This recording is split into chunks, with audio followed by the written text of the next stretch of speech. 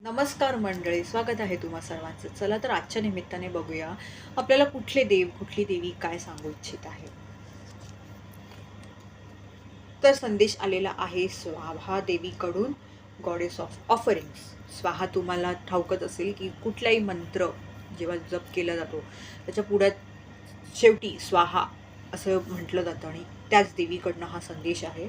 Offer your best to the world, give with sincerity.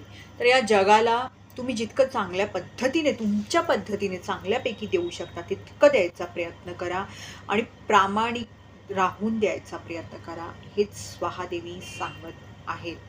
कारण हल्ली लोक समोर काही वेगळंच दाखवतात, आतून काही वेगळेच असतात. किंवा जर काही कोणाला ते देत जरी असतील एका मोठ्या मनाने या जगाला, लोकांना हे ना ते, त्यामागे पण बऱ्याच लोकांचा असा स्वार्थ असतो.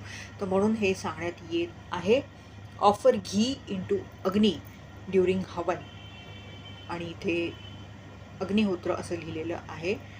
तर इथे तुम्ही तूप जे आहे अग्नीमध्ये नक्की टाकायला विसरू नका. जेव्हा कुठलं तुम्ही घरात, देवळात, जे काही तुम्ही कुठलं हवन वगैरे अटेंड करत असाल वगैरे, तर नक्कीच तूप टाकण्याला विसरू नका, हेच सांगण्यात येत आहे. अजून एक संदेश बघूया. आणि संदेश आहे, अरे वा, श्रीराम देवाकडनं खूप सुंदर असं चित्र आहे, नाही का. त्याच्या मागे इथे एक मंत्र दिलेला आहे, खाली त्याचं मेडिटेशन दिलेलं आहे की तुम्ही जर प्रार्थना करायची असेल तर तुम्ही कशा प्रकारे करू शकता. आणि खाली याचे काही फायदे दिलेले आहेत. Fidelity in marriage, obedience as virtue, security, name and status, adherence to truth, keeping one's word.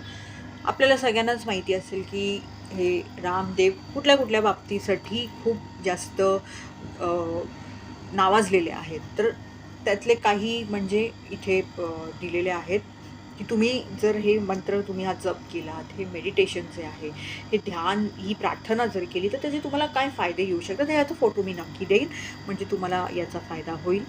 आणि नक्की तुम्ही हेच सांगेन, जो पहिला संदेश आलेला आहे स्वाहादेवीकडनं, याचा नक्की याच्यावरती विचार करा, नाही म्हणणार, हे अंमलात आणा, हे सांगेन. आणि परत सांगते, याचा फोटो मी नक्की देईन. धन्यवाद.